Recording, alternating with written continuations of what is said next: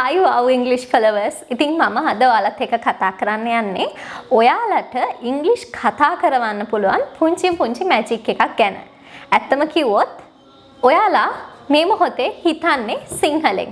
මොකද අපේ මව් භාෂාව, අපේ මදර් ටං එක සිංහල ලැන්ග්වේජ් එක. නමුත් අපිට ඉංග්‍රීසි වලින් කතා කරන්න ඕන නම් අපි ඒ අදාළ ලැන්ග්වේජ් එකෙන් හිතන්න පුරුදු වෙන්න ඕන.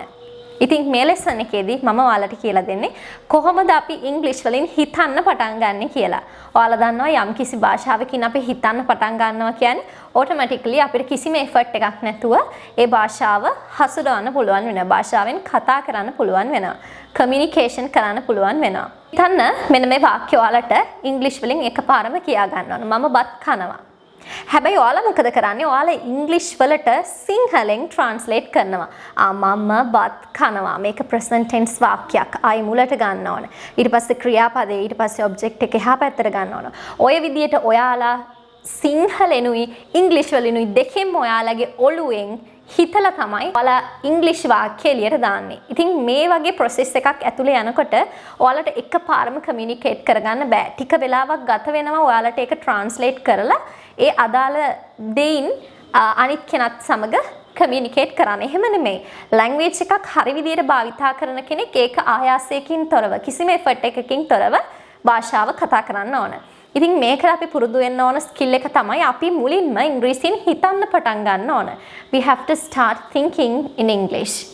So I'm going to give you some tips to help you to improve your ability to think in English, to start to think in English.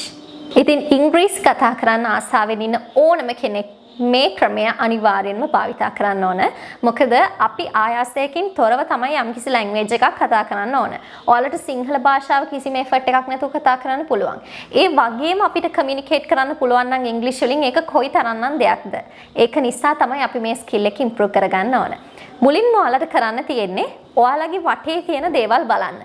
දැන් මම මේ රූම් එක ගත්තාම මේ රූම් එක වටේ එක දේවල් මට පේන්න තියෙනවා. ඒකට මම මේවා නේම් කරන්න ගන්නවා. Window, door, a cupboard, the bed, the desk, the chair. ඔය විදිහට ඔයාලා ඉංග්‍රීසි වලින් ඒ ඔයාලගේ වටේ තියෙන දේවල් නම් කරන්න පටන් ගන්න. මේක ඔයාලා ඩේලි එදිනෙදා කරන්න ඕන දෙයක්. ඒ වගේම තමයි ඔයාලා එක තැන්වල යනවනේ නේද?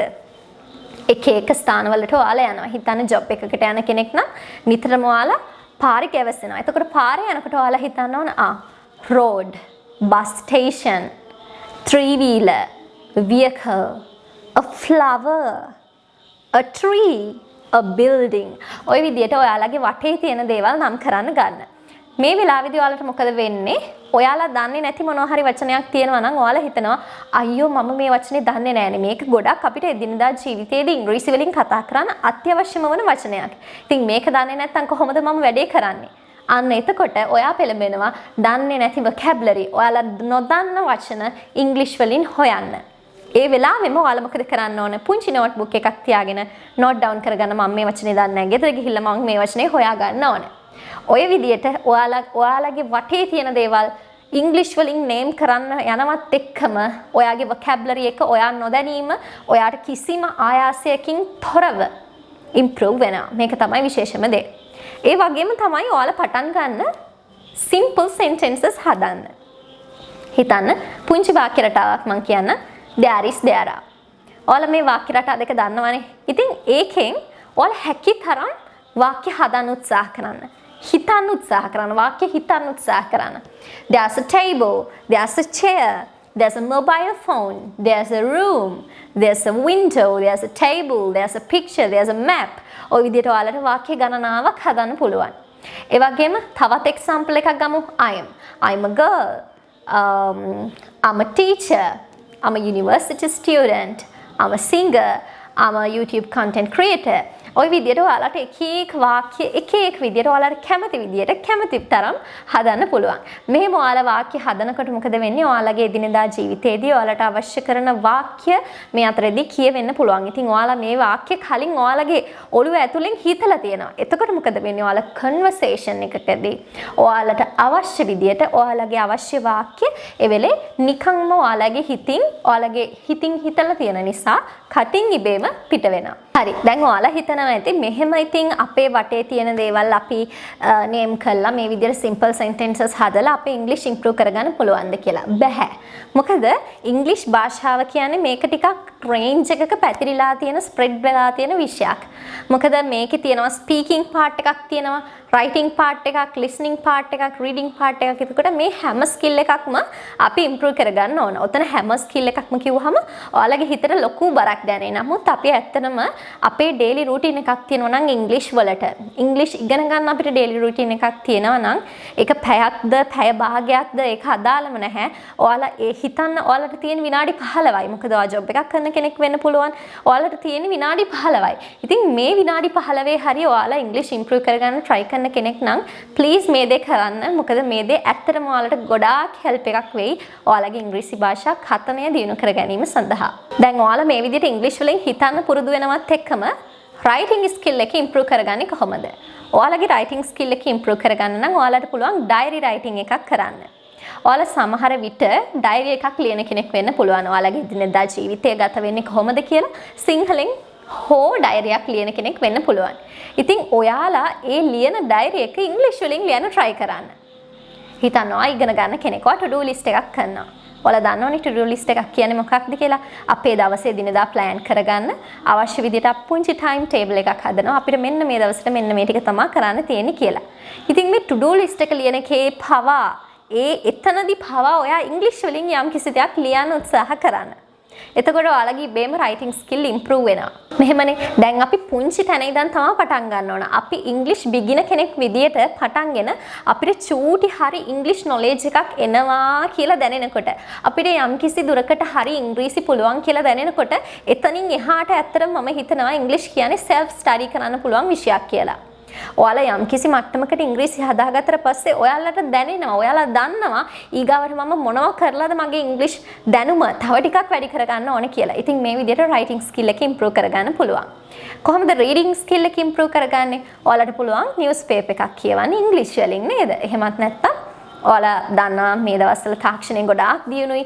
ඔන්ලයින් විවිධ විදිහේ ආටිකල්ස්, ජර්නල්ස් ඕන දෙයක් තියෙනවා, එසේස් හැම දෙයක්ම තියෙනවා. ඉතින් ඔයාලට පුළුවන් මේවා කියවන්න. මේවා කියවන එකෙන් මොකද වෙන්නේ? grammar patterns, sentence patterns, vocabulary මේ හැම දෙයක්ම ඔයාලට අහු වෙනවා. ඒ වගේම තමයි ඔයාලගේ ෆෝන් එකේ දැනට තියෙන ලැන්ග්වේජ් එක සිංහල නම් ප්ලීස් ඒක කන්වර්ට් කරගන්න ඉංග්‍රීසි වලට. එතනදී මොකද වෙන්නේ? ඔයාගේ ෆෝන් එකත් එක්ක ගනුදෙනු සාමාන්‍යයෙන් මේ දවස්වල වැඩි ඉන්නේ නේද? ඒ කියන්නේ මේ කාලේ ඕන කෙනෙක් ෆෝන් එකත් එක්ක නිතරම ටච් එකේ තමයි ඉන්නේ. ඉතින් ෆෝන් එකේ ලැන්ග්වේජ් එක ඉංග්‍රීසි වෙනකොට ඔයාලට අර ඔටෝමැටිකලිම ඉංග්‍රීසි යම් කිසි හෝ දැනුමක් ඔයාලගේ මොළයට ඉබේම යනවා. මොකද නිතර දකින්නකොට නිතර අපි ඒ දේ භාවිතා කරනකොට අපිට ඒක ප්‍රායෝගික ජීවිතයේදී භාවිතයට ගන්න හරිම ලේසි. ඊගාවට බලමු අපි කොහොමද ස්පීකින් ස්කිල් එක ඉම්ප්‍රූව් කරගන්නේ කියලා. හිතන්න ඔයා බිස්නස් කරන කෙනෙක්. ඉතින් බිස්නස් කරන කෙනෙක් නිතරම කන්වර්සේෂන් එකක යෙදෙන්නේ. එහෙමත් නැත්නම් එයාලා නිතරම කමියුනිකේට් කරන්නේ තවත් බිස්නස් කරන කෙනෙක් එක්ක. ඉතින් එතකොට ඔයාලට අවශ්‍ය වෙන කන්වර්සේෂන්ස් ඔයාලට ඒ අයත් එක්ක ගනුදෙනු කරද්දී කතා කරන්න වෙන දෙබස් ඔයාලා දන්නවා. මට මෙන්න මෙයාත් එක්ක මේ දේවල් කතා කරන්න වෙනවා. බැංක් එකට ගියාම මට මෙන්න මේ පුද්ගලයාත් එක්ක මේ දේවල් කතා කරන්න වෙනවා. ඔයාලා එහෙම ඉංග්‍රීසි වලින් හිතලා ඒ sentences කොහොම හරි ඉංග්‍රීසි වලින් හිතන්න පුරුදු වෙන්න. කොහොම හරි ඒවා ඉංග්‍රීසි වලින් හිතන්න පුරුදු වෙන්න. ඉංග්‍රීසි වලින් ඔයා ඒ sentences හදලා ඒ sentences හොඳට practice කරන්න. ඒ වගේම තමයි දැන් daily conversations වලදී ගොඩාක් අපිට භාවිතා විය යුතු වචන තියෙනවා, භාවිතා විය යුතු අවස්ථාවන් තියෙනවා. දැන් උදාහරණයක් විදිහට ගත්තොත් මේ දවස්වල අයිස් මත්ද්‍රව්‍ය ගැන ගොඩක් TV news වල යන මාතෘකාවක්. ඉතින් මේ දේ ගැන අපිට පුළුවන් සිංහලෙන් කතා කරනවා වෙනුවට අපිට ඉංග්‍රීසි වලින් කතා කරන්න පුළුවන්. නිතරම මම මගේ channel එක හරහා කාලීන මාතෘකා ගෙනල්ලා ඒ ඇසුරින් ඔයාලට ඉංග්‍රීසි ගන්නන්න try කරන්නේ daily conversations වලදී ඔයාලට මේ ඉංග්‍රීසි දැනුම හරිම ලේසියෙන් එතකොට භාවිතයට ගන්න පුළුවන්. ඉතින් මගේ channel එක පුරාවටම ගොඩාක් වීඩියෝස් තියෙනවා මේ විදිහට කාලීන මාතෘකා වලින් කරලා. ඉතින් ඔයාලා දිගටම මගේ channel එකත් එක්ක රැඳිලා ඉන්නවා නම් එදිනෙදා ජීවිතේදී ඔයාලට අත්‍යවශ්‍යම වන situations වලදී භාවිතාවට ගන්න අවශ්‍යම vocabulary sentences parents නිතරම ඉගෙන ගන්න පුළුවන්. ඉතින් මේ විදිහට කළා ඔයාලගේ English speaking skill improve කරගන්න පුළුවන්. ඒ වගේම නිතර අපි භාවිතයට ගන්න topics තියෙනවානේ සාමාන්‍යයෙන් online education corona virus.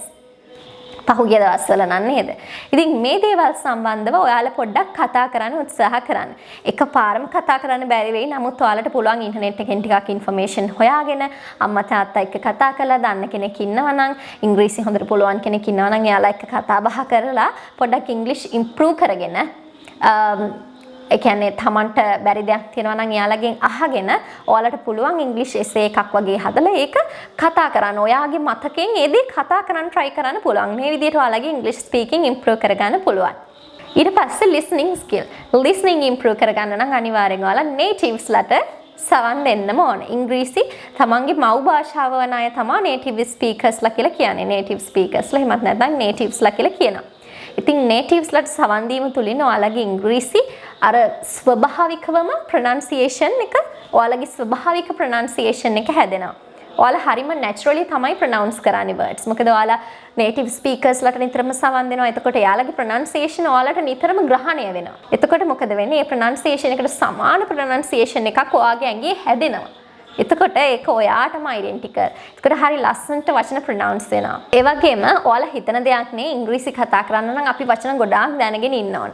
හැබැයි වචන ගොඩාක් දැනගෙන ඉන්න ඕන නැහැ අපිට ඉංග්‍රීසි කතා කරන්න යම්කිසි ප්‍රමාණයකට හරි. මොකද අපි ඉම්ප්‍රූව් වෙනවත් එක්කම අපිට ඉංග්‍රීසි වචන නිතරම ඇහෙනවා. එතකොට අපි ඒව ඉගෙන ගන්න කොහොමත් එතකොට ඒක අපේ vocabulary කියන දේ ඉම්ප්‍රූව් වෙනවා. ඉතින් vocabulary දන්නේ නැහැ කියලා ඉංග්‍රීසි කතා කරන එක නතර කරන්න එපා. හැබැයි මෙහෙම දෙයක්ත් තියෙනවා. vocabulary ඕන තමයි. හැබැයි ඕන කියලා vocabulary 100ක් විතර වචන 100ක් විතර එක දවසක පාඩම් කරගන්න පුළුවන්ද? බැහැ. එහෙම බැහැ. Tamanට මතක තියාගන්න පුළුවන් ප්‍රමාණයක් තියෙනවා. කෙනෙක්ට වචන 5ක් ලේසියෙන් මතක තියාගන්න පුළුවන්. තව කෙනෙක්ට ලේසියෙන්ම වචන 10ක් මතක තියාගන්න පුළුවන්. ওই විදිහට ඔයාලට comfortable වචන සංඛ්‍යාවක් අරගෙන ඒවට example sentences හදලා ඔයාලට පුළුවන් ඒ words මතක තියාගන්න. එතකොට එතනදී ඔයාලගේ vocabulary part එක improve වෙනවා ඔයාලටත් නොදැනීම. ඉතින් කියන්න ඕන කරුණක් තමයි ඔයාලගේ spoken English කියන එක එකපාරම හදන්න පුළුවන් දෙයක් නෙමෙයි.